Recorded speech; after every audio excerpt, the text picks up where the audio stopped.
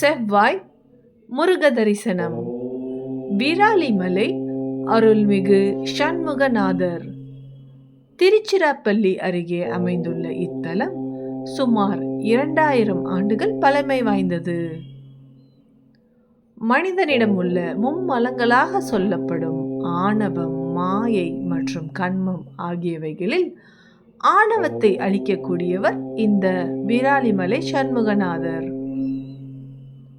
வசிஷ்டர், நாரதர், காஷ்யப்பர் ஆகியோர் இங்கு சண்முகநாதரை நோக்கி தவம் இருந்து தங்கள் ஆணவம் மற்றும் அதனால் ஏற்பட்ட தோஷங்கள் ஆகியவை நீங்க பெற்றனர்.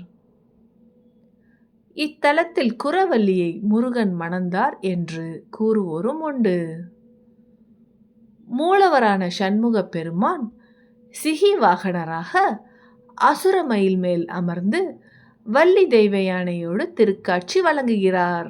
அருணகிரிநாதர் இத்தலத்திற்கு 16 திருப்புகழ் பாடல்களை பாடியுள்ளார்.